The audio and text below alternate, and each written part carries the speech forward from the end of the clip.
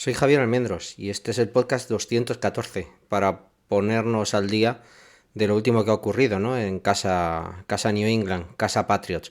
Antes de empezar, que tenemos yo creo muchas cosas que ver hoy, nada, solo agradeceros los likes, los comentarios que me habéis dejado para, bueno, pues al final para facilitar que otros nos vayan conociendo, nos lleguen y nos conozcan. Y nada, solo animaros a que sigáis ahí dándole like y comentarlo, etcétera. Lo vais a tener en YouTube, aparte de iVoox, Spotify, iTunes, etcétera, este podcast. Y luego también lo subiré en modo YouTube si alguno también lo estáis viendo en modo YouTube.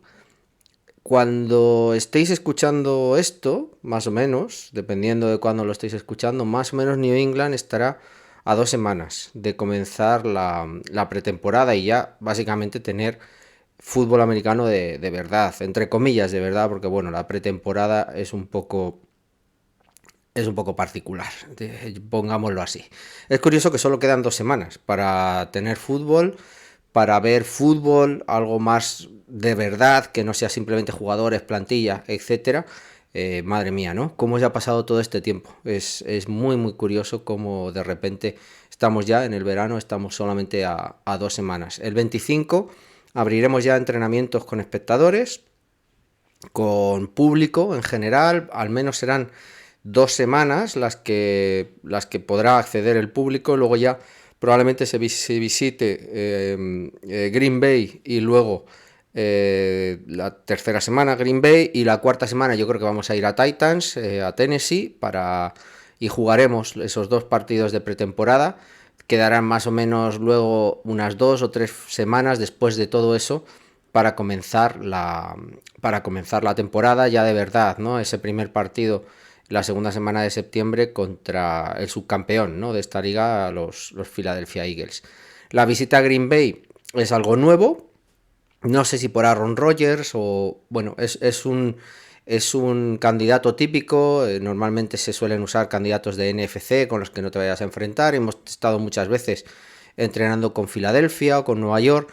Este año, bueno, como nos enfrentamos a ellos, nos cruzamos con ellos en la temporada regular, pues probablemente ha habido que buscar otro cambio, ¿no? Aunque haya mucha gente que esté hablando por ahí, ¿no?, de si el tema Aaron Rodgers, si, bueno, pues conocer un poco los entresijos, ¿no? Una vez ha salido de Green Bay, que nos lo cuente, ahora que nos vamos a tener que enfrentar a él al menos 2 veces al año contra los Jets. Bueno, pues yo creo que esos entresijos, más que en sí ser la causa por la que vayamos a Green Bay, yo creo que es más por eso, ¿no? Se ha buscado otro equipo, se ha buscado salir un poco de la tónica general, no sé los años ya que llevábamos jugando contra Nueva York, contra Giants, además, evidentemente, contra Jets no tendría mucho sentido, la verdad, y luego Filadelfia también era otro candidato que normalmente solíamos repetir. Ya cuando han sido tan buen equipo, yo creo que lo hemos ido abandonando un poco. Y luego además, luego está Titans, Tennessee. Bueno, la relación con Bravel, la relación con el equipo viene de largo. Bravel además ha sido, bueno, indultado, ¿no?, para salir en el Hall of Fame de New England, que será una ceremonia alrededor de octubre, creo recordar que va a ser, y luego, bueno, ya hemos entrenado otros años, ¿no? Hablaba al principio de que esta pretemporada, bueno, hablaba de fútbol de verdad y luego un poco lo cuestionaba, ¿no? Quería matizarlo un poco esto. Al final ese matiz viene por la situación de que los últimos años al menos, yo creo que acrecentado, más que acuciado, perdona, acrecentado por los anteriores CBA, el actual y luego el que había justo antes, ¿no?, que se firma en el 2011-2012, yo creo que ha habido una evolución a que la gente importante, incluso gran parte de los jugadores que ya tenían el roster claramente conseguido, tendían a entrenar lo menos posible y lo más flojo posible, ¿no? Lo hablaremos luego si queréis con lo de DeAndre Hopkins, ¿no?, que es uno de los temas que yo creo que podemos, aunque tampoco hay grandes informaciones hoy, pero que podremos hablar, ¿no?, y pasar un poco por delante. La sensación, al menos mía, y si me escucháis en los podcasts de principios de temporada de los 2 últimos años, al menos, que yo recuerde, es que la pretemporada en sí se está convirtiendo en ser los 3, 4 primeros partidos, algunos equipos incluso 5 o 6, dependiendo de la liga regular en sí. La pretemporada se está convirtiendo en algo en el que los titulares prácticamente no juegan, se han limitado tanto las situaciones de contacto en la pretemporada que no tiene tampoco mucho sentido cuando llegan al primer partido y se cometen muchísimos fallos. Bueno, yo siempre he hablado del mal fútbol y es verdad que estas primeras semanas normalmente suele ser algo que digamos no está al nivel de lo que normalmente tú acabas viendo en un equipo de fútbol americano. Hablamos muchas veces de lo que sucede después de Thanksgiving a partir de finales de noviembre, ¿no? Esas 5 o 6 últimas jornadas de la temporada y que te vislumbra ya quién va a ser el equipo claro que pueda ir hacia la Super Bowl, quién está en claro ascenso, quién está consiguiendo su techo de rendimiento, ¿no? En esas semanas. Pero también hay que poner una primera fase, para mí, desde mi punto de vista, que es quién sale poco perjudicado en estas 4 o 5 primeras semanas en las que prácticamente ninguno de los equipos está funcionando al máximo nivel, desde mi punto de vista. Y eso creo que hay que decirlo y que evidentemente nos va a dar también un poco el matiz de lo que es pretemporada. Pero eso no deja de quitarnos el interés de que, pues eso, de que ya tendremos pretemporada, de que esa pretemporada nos va a dar fútbol real, fútbol de lo de verdad, aunque sea con reservas y bueno, y estemos hablando del jugador número 60, ¿no? De la plantilla. Luego, si queréis, vamos a adelantar un poquito, vamos a hablar un poquito hoy de los dos contratos que se han puesto encima de la mesa, el de Devante Parker y el de Jawan Bentley, las dos renovaciones por parte de New England y sus posibles repercusiones en la plantilla. Y luego además, hablando también de todo esto de la pretemporada, para empezar a tener un poco en contexto todo lo que vamos a ir viendo en la pretemporada, pues intentar hacer un ejercicio de roster de 53 para que veáis un poco dónde está la pelea, ¿no? Para demostrar, bueno, pues este jugador necesita jugársela, ¿no? O se la juega ahora en training camp, etcétera, etcétera, etcétera, ¿no? El primer punto, pues lo vamos a hacer un poco por orden cronológico, fue la renovación de Devante Parker, que básicamente le quedaba un contrato de 5,7 millones, lo veis ahí arriba. Esta información es de Miguel Benzán, por si no lo sabéis y si no lo seguís todavía y sois seguidores de New England o amantes simplemente del cap, aunque él solo se dedica al cap de New England, pero bueno, es Miguel Benzán, @PatsCap, que lo tenéis aquí en la esquina superior derecha, es alguien que es un must para que sigáis y que ya veréis que os va a dar prácticamente la mejor información que podáis tener en cuanto a la gestión del cap y contratos del entorno de New England en general. Como os decía, Devante Parker tenía un año simplemente de contrato. Vino traspasado el año pasado por una tercera ronda desde Miami y con 2 años restantes. Este 2023 habría sido su último y se habría convertido en agente libre con 30 años al final de la temporada, ¿no? Hace los años en torno a enero, para que tengáis claro, más o menos acaba de hacer 30 años, por lo tanto sería agente libre con 31, ¿no? Recién cumplidos. El contrato anterior le quedaba un solo año, tenía 5 millones y medio, 5 millones 700 y varios bonus que dependiendo de, lo normal es que fuera por estar activo, por lesión, digamos, o ir en contra de las lesiones. Bueno, pues podía llegar hasta 6 millones, 6,2, ¿no? Como cap y como cash, porque al final eran ahí depende ya si son probables o no probables esos bonus de ser conseguidos, etcétera. Miguel os lo va a explicar seguro mejor de lo que yo puedo hacerlo hoy. El contrato nuevo, que, con alguno de vosotros he hablado, por ejemplo, en el draft el otro día presencial, o alguno de vosotros, yo creo que por Twitter también me lo ha dicho, os parecía como muy caro, ¿no? Los famosos 3 años 33, ¿no? 33 millones, ¿no? Que lo estábamos comparando que sí con el contrato de Juju Smith-Schuster o incluso con el de Jacoby Meyers. Luego hemos visto que la realidad es mucho menor. Estamos hablando de un contrato de 17 millones simplemente y todo el resto hasta 33 prácticamente, pues Devante Parker tiene que jugar el 100% de los partidos, ser Pro Bowl, ganar la Super Bowl 3 veces, etcétera, etcétera, etcétera. La realidad lo que es la parte que va contra el cap, la parte que Miguel contabiliza, digamos, entre comillas, al final, como estáis viendo ahí, bueno, pues eso, son prácticamente 17 millones, poco más, ¿no? 17 millones en 3 años no deja de ser prácticamente una extensión muy similar a lo que tenía de manera anual este año, ¿no? Que eran, bueno, pues alrededor de esos 6 millones, medio millón de ellos como bonus por diversos logros sobre el campo.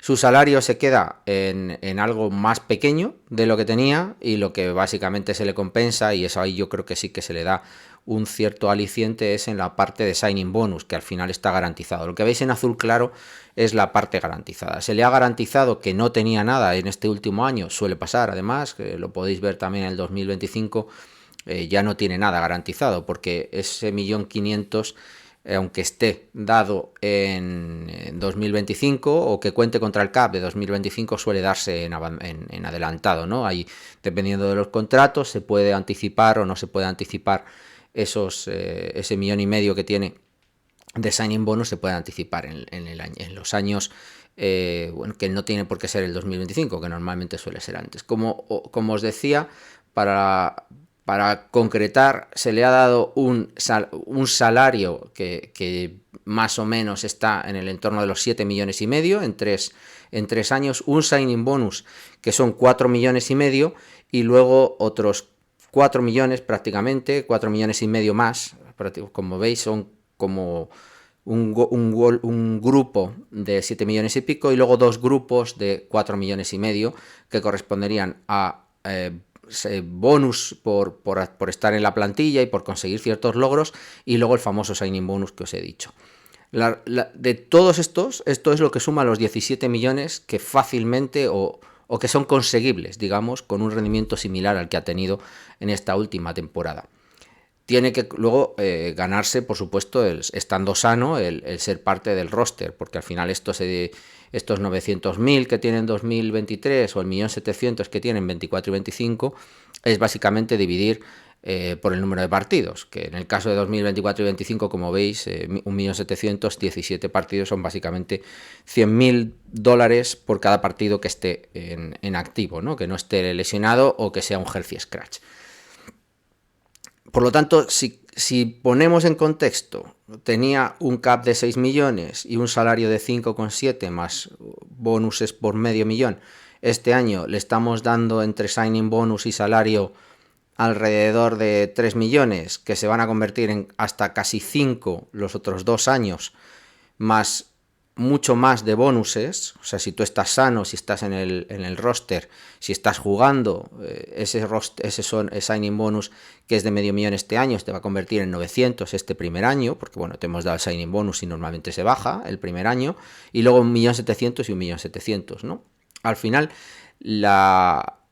básicamente el acuerdo, por mucho que originalmente hablemos de los 3 años, que se calculas y son 11 millones, la realidad es que son 17 por 3 años, son básicamente 5 millones, y todo eso si no se pierde ni un solo partido en las próximas 3 temporadas, con lo cual es bastante complicado.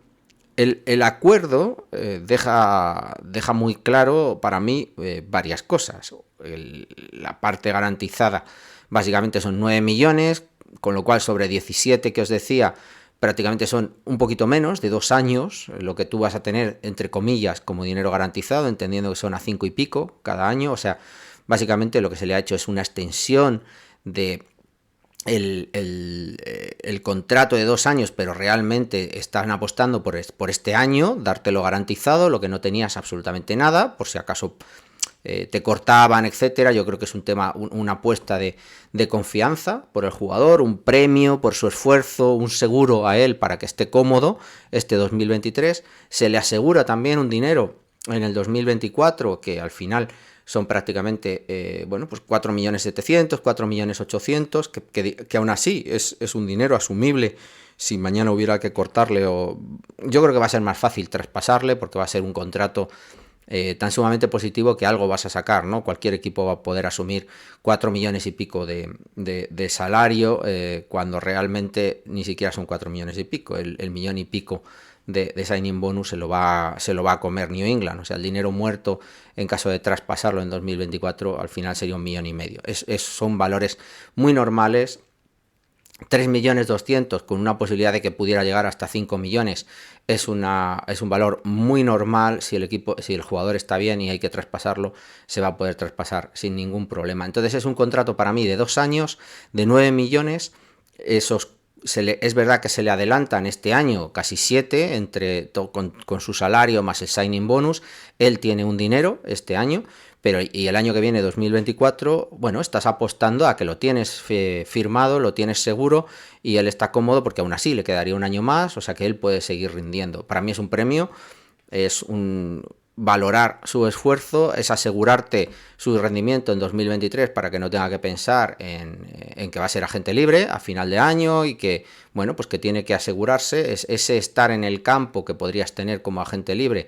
Te lo aseguras porque le has dado un bonus de roster activo muy alto, $900.000, pues eso, son prácticamente 80, ¿no? 70, $80.000 por partido que estés activo, y nadie te lo aseguras además barato en el 2024, y ya si rinde, pues te lo sigues asegurando a un precio bastante razonable en 2025. Es un contrato para un jugador que tendrá 30, 31 y 32 años.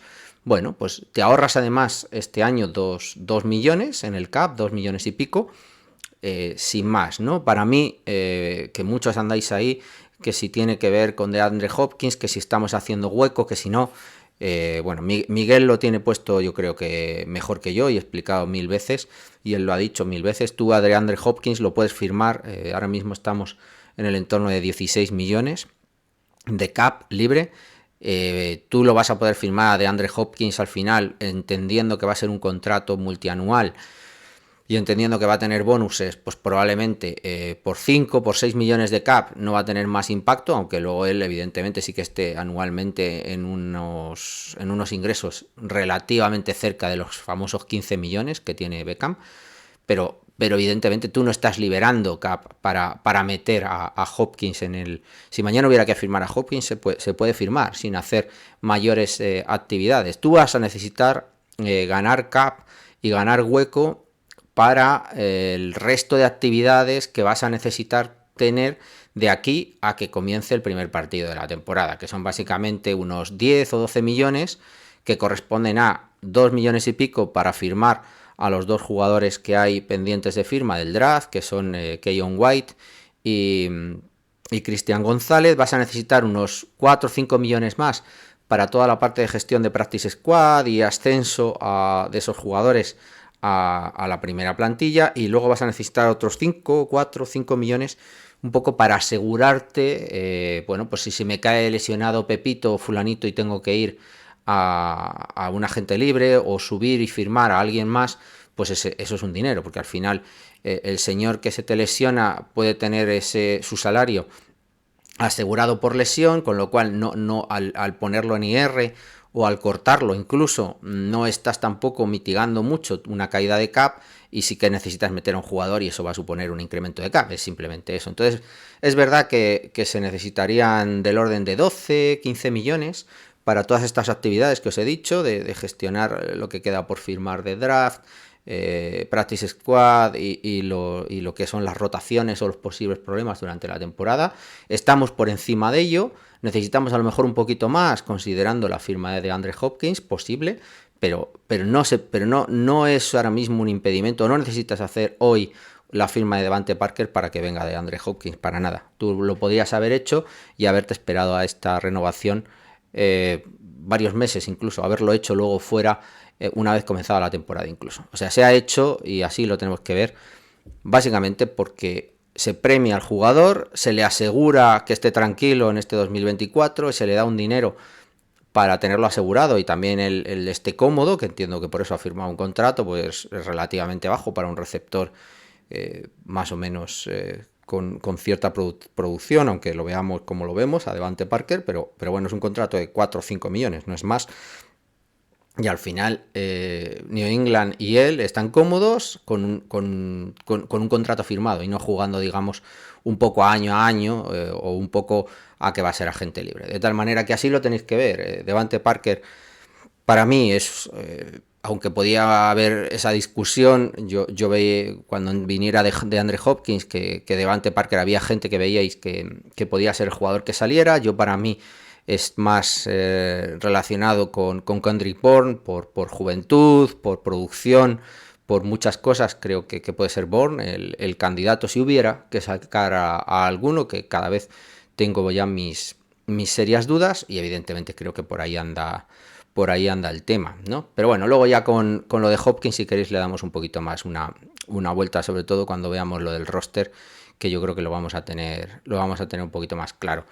La otra renovación que, bueno, también para mí fue sorprendente, pero bueno, como os decía, no hay mayores sorpresas. O sea, acababa contrato, era gente libre, y ahora mismo Jawan Bentley es nuestro middle linebacker que ha jugado más del 80 o 90% de los snaps. Solo McCourty ha tenido más snaps que él, y probablemente conjuntamente con McCourty era uno de esos líderes, ¿no?, de la defensa. Y con la salida de McCourty, yo creo que Bentley recibe un poco lo que normalmente New England paga a este tipo de jugadores. Ya lo hemos visto con Mayo, con Hightower, con Ninkovic, por ejemplo. Me acuerdo yo, los últimos contratos, los de final de su carrera, son un tanto curiosos. No es el caso tanto de Bentley, que todavía bueno, creo que tiene 28, 29 años, no está tan mayor, pero que sí que es verdad que Belichick suele sobrepagar a esta gente,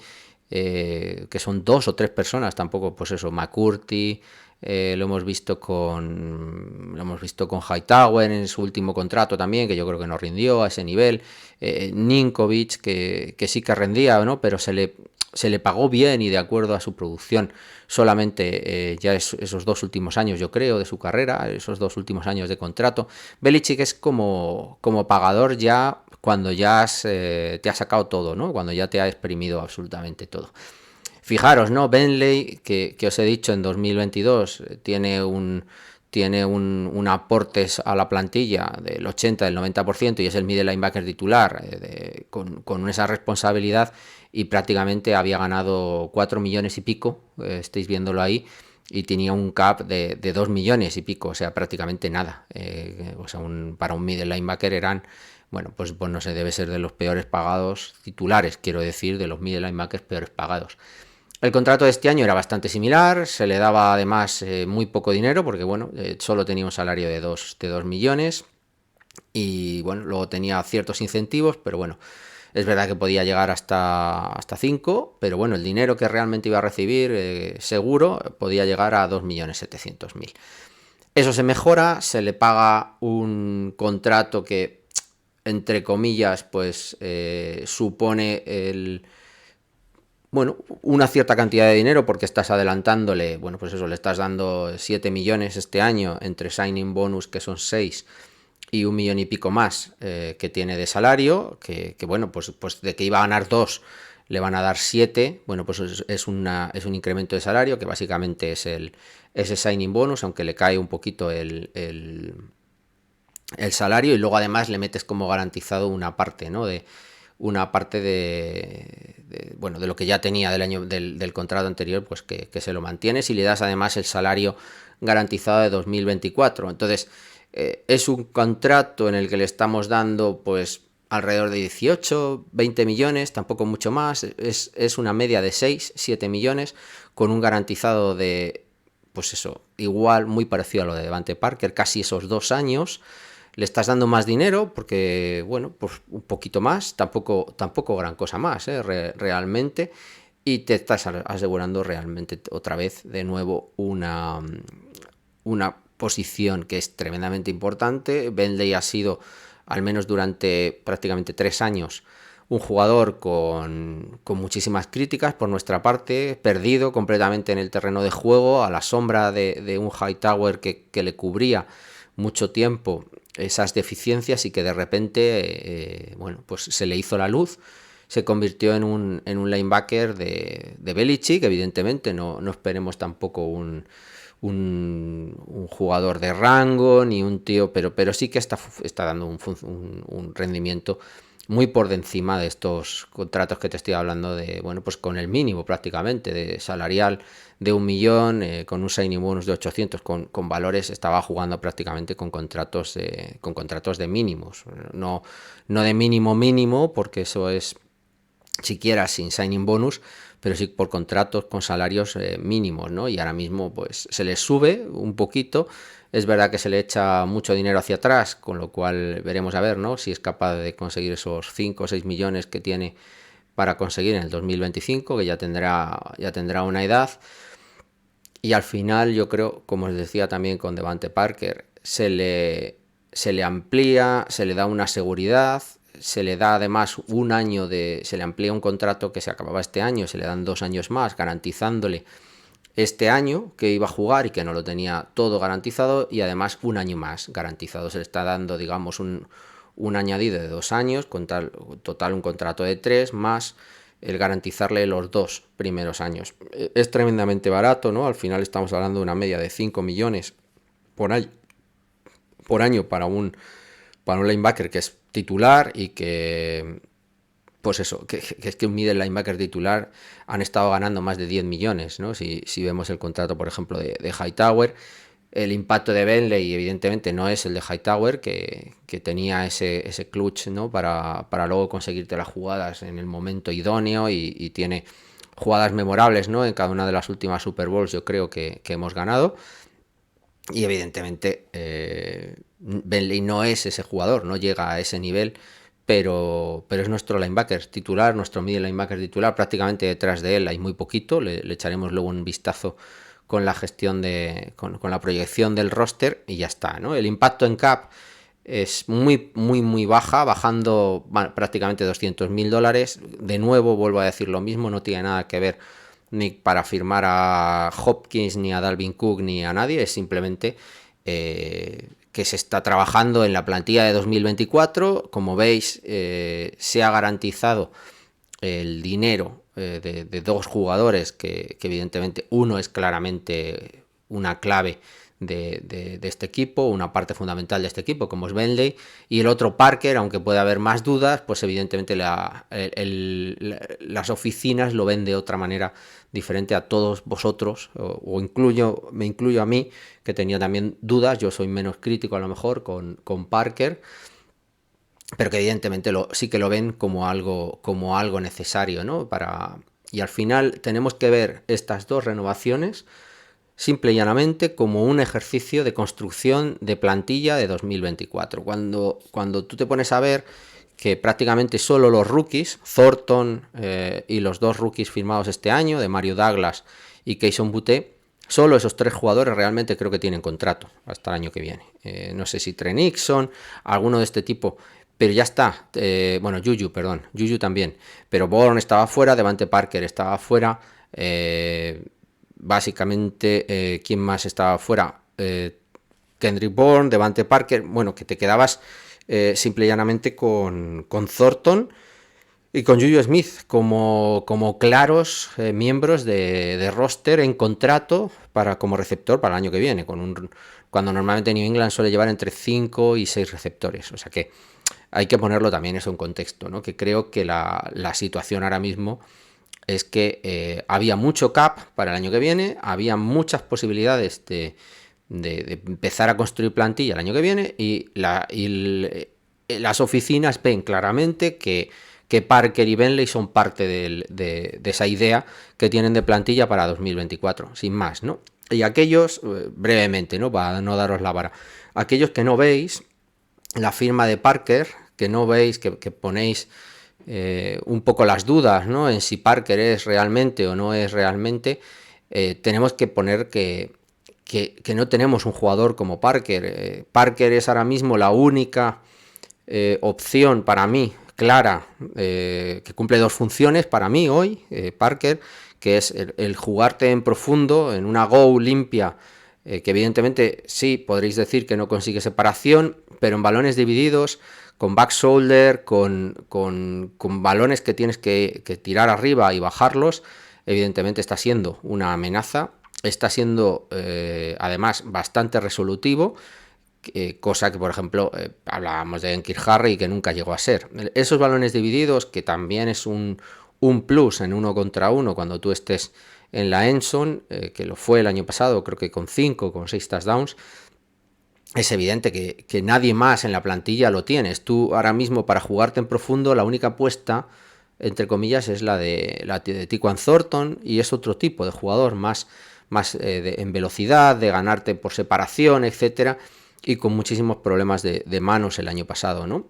Luego, si queréis, hablamos en la parte del roster sobre esto. Y evidentemente, luego, aparte de esas goals y esos balones divididos y esos balones de posesión, por mucho que no gane separación, luego tienes clarísimamente esas rutas, esas slam de un paso, de 3 pasos, que te convierten y te juegan a la posesión, que te dan esas 5, te dan esas 10 yardas que necesitas, con una seguridad bastante amplia, ¿no? En cuanto a ejecución, y es un balón y es una jugada muy simple que se ejecutaba muy bien el año pasado, que dio bastantes réditos en su gran mayoría, y que, si recordáis, por ejemplo, con Enkir Harry, que se probó, llegamos a tener incluso interceptaciones. O sea, no es tan obvio que un receptor de este tipo, de poder, de fuerza, de volumen, se imponga en una slant y que no pueda haber un daño, ¿no? Un daño, además, que normalmente es un daño bastante grande, ¿no? Porque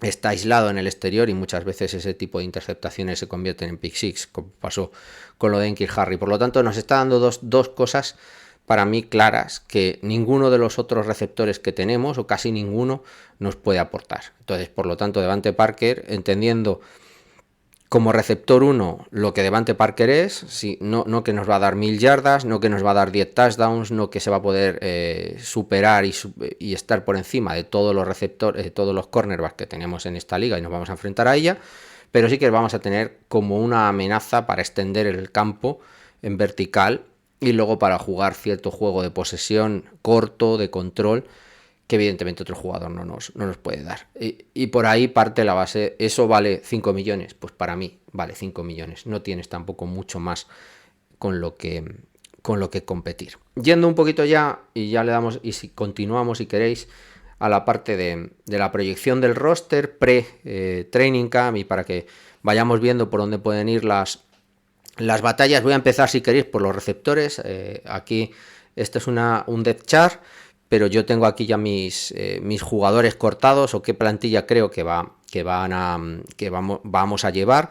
Con 24 jugadores en ataque, los receptores para mí serían Devante Parker, Kendrick Bourne, Juju Smith-Schuster, DeAndre Hopkins y de Mario Douglas con Tyquan Thornton. Varias cosas. Devante Parker lo pongo, evidentemente. Thornton lo pongo, evidentemente. A Bourne lo mantengo porque tengo mis dudas de que, por las lesiones de Parker, porque Juju Smith-Schuster todavía no ha estado en el campo, porque creo que DeAndre Hopkins va a apurar al máximo para entrar en el training camp, etcétera. Creo que New England, para asegurarse, va a mantener a todos y cada uno de ellos sin traspasar a nadie, ¿no? Lo hablábamos de Parker, acá hablábamos de Bourne. Si Kendrick Bourne recupera el nivel de hace 2 años y está lo suficientemente centrado, yo creo que no va a ser traspasado. Muchas cosas que hablar en la parte de receptor. ¿Por qué DeAndre Hopkins? Pues ahora mismo las últimas noticias son que la única competencia es con Titans, que Titans parece que ha dado más dinero, que entiendo que será garantizado.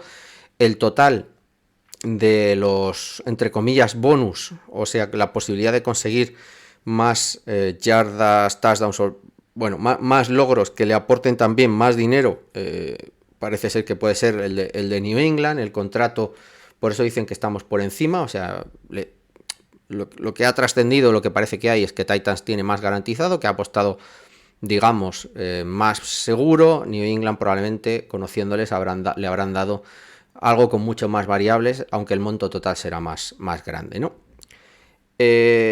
¿Por qué DeAndre Hopkins entonces todavía no se ha decidido? Por uno o por otro, ¿no? Aunque parece que ahora mismo la decisión estaría más cerca de New England.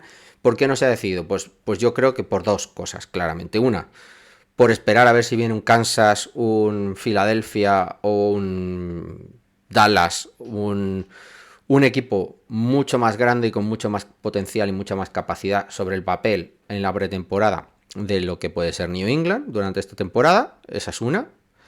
Y dos, por lo que os decía de la pretemporada. Para los jugadores la pretemporada es el riesgo, para jugadores como DeAndre Hopkins, es el riesgo de lesionarse, es el riesgo de tener algún problema, es el riesgo de...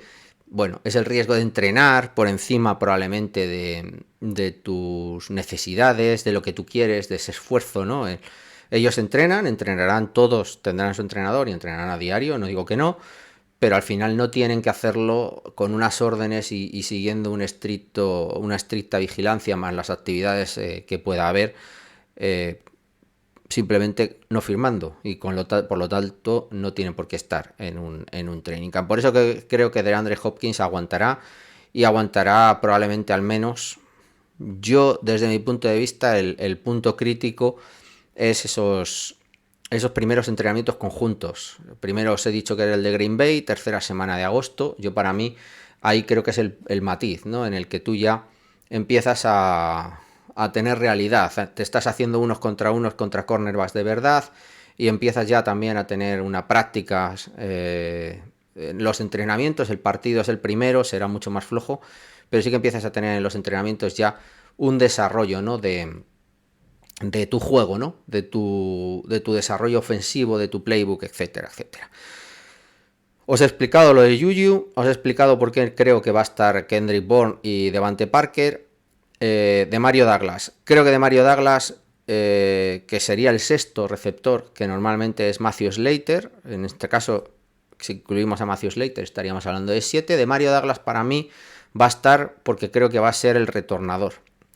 Creo que tiene muchísimo valor de Mario Douglas como retornador. Lo que hemos visto es un grandísimo retornador. No creo que le llegue a Marcus Jones, por lo que hemos visto, pero creo que las opciones de que Marcus Jones tenga un rol muy, muy importante en la secundaria, cuando luego lleguemos a la secundaria, si queréis lo hablamos más, con el riesgo de Jack Jones y además el posible uso que le puedas dar en jugadas puntuales en ataque, creo que limitará el uso de Marcus Jones. Digo limitará, no a cero, pero sí que limitará, probablemente solo a lo mejor para kicks y cosas así más seguras.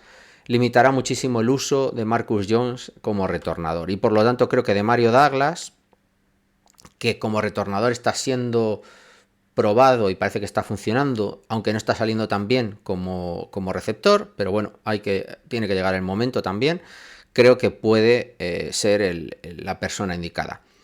¿Por qué nadie más? Pues Trey Nixon no ha tenido el ruido ni siquiera que tuvo en la temporada, en la primavera, en la pretemporada pasada, que fue la primavera con un montón de lesiones y que Trey Nixon sí que tuvo muchísimos balones. Aquí ha estado lesionado Bourne, Bourne ha estado fuera, no lesionado en sí, pero sí que ha estado Thornton y Juju sin entrenar y ni siquiera Nixon ha tenido balones, como le ha pasado por ejemplo a Kayshon Boutte. Lo mismo digo de Kayshon Boutte. Lo que sale es que no está recuperando ese nivel, probablemente físicamente parece que el tobillo todavía no le deja, físicamente y mentalmente yo creo que todavía hay que trabajar con él, probablemente sea un candidato a IR muy muy rápido y ya veremos el año que viene, darle una segunda oportunidad. Entonces para mí de Mario Douglas, que tampoco ha hecho gran cosa, creo que puede entrar simplemente con el aspecto de retornador y porque creo que tampoco tenemos a un jugador muy claro de ese tipo. Hemos ido probando, trajimos a Trey Nixon el año pasado, pero de Mario Douglas, ese jugador elusivo de juego corto, muy, muy del slot, no tenemos a un jugador de ese tipo, ¿no? Veremos mucho el uso para mí de Kendrick Bourne y creo que de Andre Hopkins para jugar en esa zona. Pero de Mario Douglas es realmente un jugador para mí de slot, ¿no? No es un receptor que tú pongas en el slot, como puedes poner puntualmente también a Juju, por ejemplo, sino que es realmente un jugador que solo va a ser un jugador de slot con esas opciones. Por lo tanto, 6 receptores. En la parte de quarterbacks, yo creo que solo vamos a ir con Mac Jones y Bailey Zappi. Ni Max Orley lo veo, ni creo que se le vaya a dar ninguna opción a Malik Cunningham dentro del apartado de quarterbacks. Creo que se le está probando como receptor y no se le está dando ninguna opción de ser el de ser el quarterback 3 siquiera. Otra cosa es que entre en el roster, que pudiera entrar, por ejemplo, por Demario Douglas si lo consiguiera. No creo que no se le ha probado todavía como retornador, pero bueno, tiene la suficiente rapidez y ha sido, bueno, pues lo habéis visto, es un tío elusivo, o sea, podría a lo mejor acabar desarrollándose como, bueno, al final muchos de estos jugadores rápidos y de slot o elusivos, digamos, estos receptores que New England fue desarrollando, como Welker o el propio Edelman, empezaron ahí como retornadores y jugadores elusivos. O sea que Malik Cunningham puede pasar, puede ser, podrá ser, hoy todavía no lo es. Por lo tanto, creo que solo vamos a tener 2 quarterbacks, Mac Jones y Bailey Zappe, a pesar de la regla, ¿no? Luego ya veremos a ver si Malik Cunningham acaba siendo o no ese tercer jugador que entre, aunque probablemente tendrá otras funciones. Yéndonos ya a los tight end, solo veo hoy 2 tight end. Lo hemos hecho muy poquitas veces, no creo que sea tampoco algo normal, pero yo hoy, antes de empezar el training camp, no veo que vaya a haber ninguna posibilidad ni para Scotty Washington, ni para Fisker, ni, no lo sé, Lumpkin o quien sea, ¿no? Ahora mismo yo hoy no lo veo. Hay posibilidades.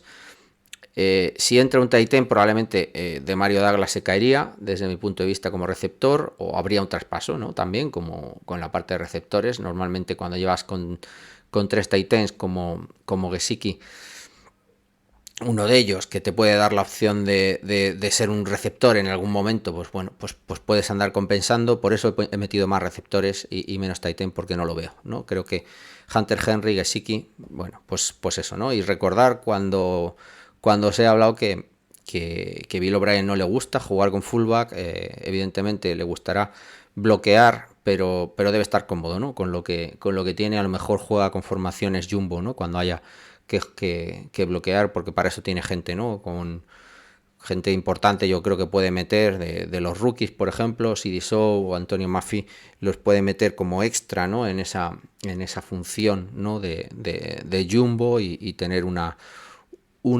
posición extra, ¿no? De bloqueo, pero que venga desde la línea y no de la parte de tight end. De línea sí que meto a 10. Meto a Trent Brown, Cole Strange, David Andrews, Onwenu y Riley Reef, que sería sobre el papel los titulares si acaba entrando Trent Brown, etcétera, y su cabeza funciona. Los reservas serían McDermott y Calvin Anderson como tackles, CD Sow y Antonio Maffey como swing tackles guards, y luego estaría Jake Andrews, que sería el center. Salvo lesión, yo creo que estos 10 creo que van a entrar. Creo que cuando se contrata a dos chicos, se trae del draft, se contrata a 2 tackles de fuera, se firma y se renueva a McDermott, todo esto para mí, bueno, aparte de los 5 titulares, yo creo que 3 drafteados y 2 firmados, con lo que se ha visto además, salvo que al final los drafteados son rondas bajas, pero yo creo que van a ser de la plantilla. No va a suceder como Chasen Hines, como Stuber, que bueno, pues que nunca acabaron de entrar, ¿no? Y de hecho yo creo que si se draftea a Antonio Maffey, si se draftea a CD Sow, si se draftea este año a Jake Andrews, es porque no se ve tanto en gente que ya lleva en la plantilla, como Andrew Stuber, como Chasen Hines, como Cody Russi, incluso Bill Murray, que ha tenido ciertas opciones. Bueno, veremos a ver, ¿no? Pero creo que vamos a ir con 10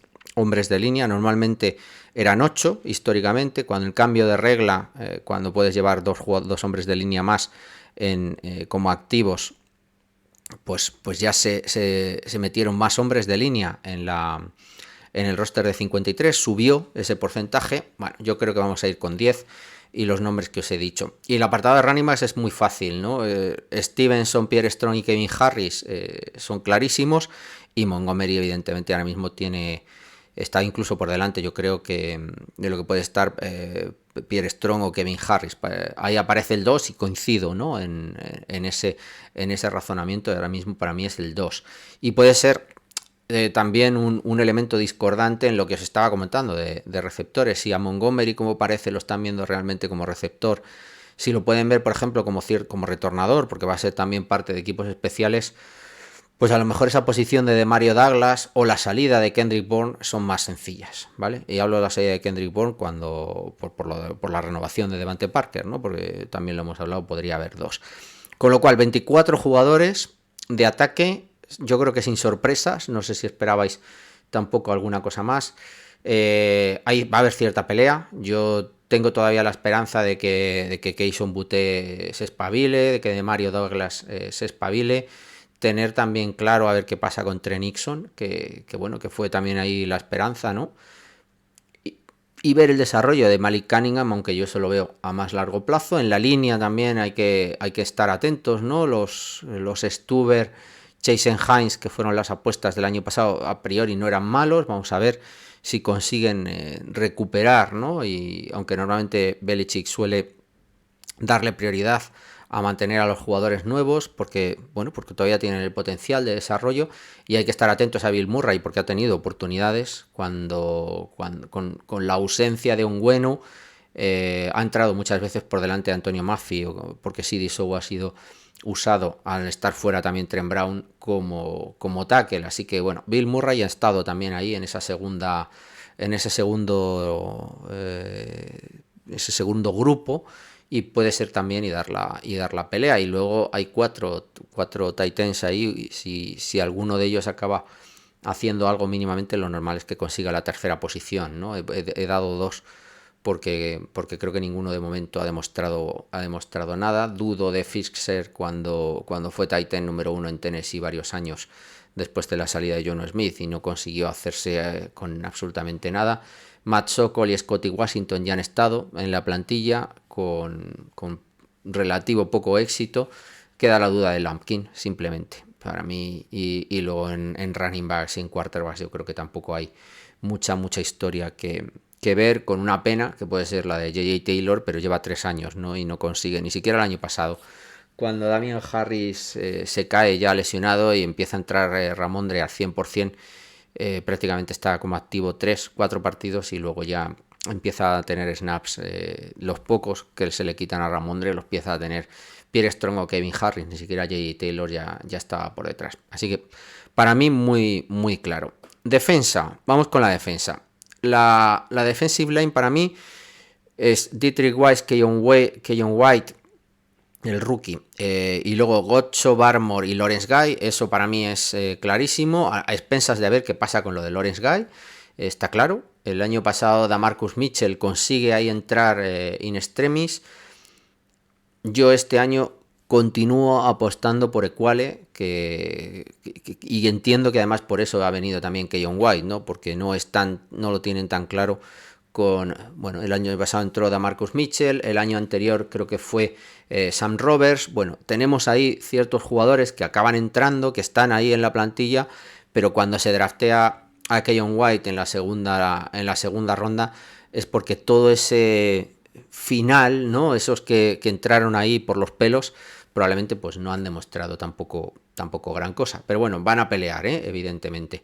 Por lo tanto, para mí la única duda es qué pase con Lawrence Guy. Estoy asumiendo que vuelve a entrar y en la rotación para mí es un hombre fundamental, aunque ya tiene 33 años. Y luego esa sexta plaza, que pueden estar DaMarcus Mitchell, Carl Davis, Equale y Sam Roberts, entre comillas, para mí, dentro de esa pelea. Yo creo que para mí el que tiene más ventaja hoy es Equale, y por eso hoy lo pongo, pero hay que estar atentos. Ahí hay 4 jugadores, Robert, Carl Davis, DaMarcus Mitchell y Equale, que van a competir desde mi punto de vista por una plaza. Puede que con 2 si Lawrence Guy se pone muy tonto, pero bueno, ya veremos. En la parte de outside linebacker está Judon, Uche y Jennings. Era lo que había el año pasado y sigo entendiendo que va a ser lo mismo. Ojalá Ronnie Perkins entre. Teníamos muchísimas esperanzas en él y yo las sigo teniendo, pero son 2 años ya. El año pasado no estuvo lesionado, ya entró en la plantilla y fue healthy scratch, yo creo que todos los partidos, salvo uno, puede ser. Entonces, Ronnie Perkins entró aquí pues porque Jennings todavía no se había hecho con el hueco y porque Uche en cualquier momento podía irse, ¿no? Ronnie Perkins era la apuesta de relevo, ¿no? Para estar ahí detrás de Juden. Yo hoy ya tengo más dudas, ¿no? Y solo creo que con 3 podemos ir bien en el outside linebacker, porque tanto Dietrich Wise como espero que Keyon White puedan jugar como técnica 5, técnica 7, entre comillas, como un defensive end de una 4-3, vamos a ponerlo, no como outside linebacker puro, pero sí que pueden jugar en ciertas formaciones, cerrando ese edge, atacando como defensive end puro, al pass rush, y no necesitas que Uche o Jennings estén el resto de los snaps acompañando a Judon por el otro lado. Así que bueno, hay muchísimas opciones. Linebackers puros o linebackers off the ball, digamos, para mí están clarísimamente Benley y Tabay, no hay más dudas. He metido aquí a Marte Mapu porque está Marte Mapu. Para mí Marte Mapu también es más un safety, creo que va a jugar más como safety. Y el tercero será Wilson, ¿no? El año pasado entra tanto Wilson como Macmillan. Macmillan o McGron, creo que es Macmillan, ya siempre se me salta el exjugador de Miami. Creo que vamos a ir con 3 este año. Por la posible incorporación, bueno, pues vamos a tener a Marte Mapu, que va a estar como safety, pero que puede entrar. Creo que Peppers puede hacer también tareas de linebacker, pues bueno, esa especie de Will o de tercer linebacker. Creo que también lo puede hacer Dagger en ciertas oportunidades, lo puede hacer Marte Mapu, que también se le ha probado. Y bueno, y ya en caso de necesidad, recordar Jordan Helig, que os lo diré después, pero que creo que está, aunque esté ahí al final en verde, creo que va a hacer roster por equipos especiales. Es un grandísimo especialista, se ha estado trabajando muchísimo con él, es mi apuesta, ¿no? de undrafted de este año por equipos especiales, y estará ahí también, ¿no? Como profundidad. Así que no veo con 3 que vayamos a tener un gran problema, más allá de eso de Benley, Tabay y Wilson, aunque luego podemos tener el uso específico, pues eso de Peppers, Dagger, Marte Mapu, etc. Los 6 cornerbacks, que son normalmente los que solemos llevar, serían Christian González, Marcus Jones. Sigo poniendo a Jack Jones, por lo que os comenté en el podcast anterior con respecto a su juicio. Si queréis escucharlo, no os aburro aquí, iros al podcast número 213. Y luego también, para mí, Jalen Mills, Jonathan Jones y Miles Bryan. Jalen Mills pues, aquí aparece como safety. Yo creo que va a estar más usado como cornerback, salvo que, como os dije, sea Jonathan Jones el que pase a la posición de safety profundo, por lo cual sí que estará aquí Jalen Mills. Evidentemente, si Jonathan Jones es el elegido, y me parece razonable que sea ese el que juegue como single high, y recordar que jugar con single high ahora mismo hoy en día es una ventaja, no necesitas 2 safeties y claramente puedes jugar con más cornerbacks, y eso hoy para mí es una ventaja clarísima, siempre y cuando seas capaz, claro, de controlar tu juego profundo, evidentemente. Si Jonathan Jones pasa a la parte de single high, para mí es muy claro, bueno, pues que tienes a Miles Bryan, que tienes a Jalen Mills como posibilidades para cubrir los huecos, y que por lo tanto Marcus Jones tiene ciertas opciones bien de jugar como níquel o incluso como cornerback 2 en el caso de que Jack Jones no vaya del todo bien, y puedes usar a Mills también en el slot. Tienes muchísimas opciones, tienes muchísimas posibilidades, incluyendo también a Miles Bryan, que evidentemente creo que bueno, podemos entender que no nos guste, que tengamos ciertos problemas tanto con Mills como con Miles Bryan, pero estamos hablando del final de la rotación. Si González, Marcus Jones, Jack Jones y Jonathan Jones, o sea, si González más los Jones, los 3 Jones, están sanos y están bien, tu cuarto y quinto cornerback son necesarios, pues eso, muy poco, ¿no? Y luego además, evidentemente tienes también a Phillips o a Dagger, que cubriendo no son excepcionales, pero bueno. Y Mapu, sobre todo, Marte Mapu puede jugarte como níquel, en ciertas opciones, cubriéndote al tight end, y te puede cubrir a running backs también.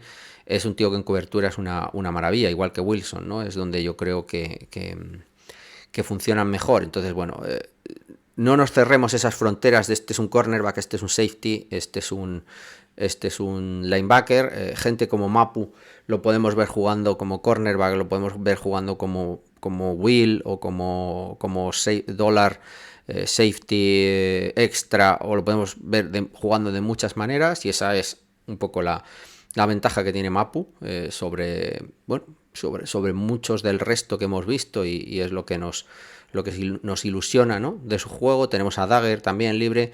Peppers, si está bien, sin estar lesionado, evidentemente ha tenido un crecimiento, claro, entonces hay que entenderlo ahí desde ese punto de vista. Y luego en la parte de safety, aunque os he hablado de Mapu, aunque os estoy hablando de Jalen Mills o de Jonathan Jones, que os los he contado bien en la parte de corner, va con la parte de linebacker, por lo tanto en la parte pura de safety tengo a Dagger, tengo a Phillips y tengo a Peppers. Yo, aunque en algunos sitios sale Joshua Bledsoe, yo para mí creo que Bledsoe no va a hacer el roster, porque probablemente las opciones que se están buscando están más cerca de Jonathan Jones, Jalen Mills, etcétera, etcétera, etcétera.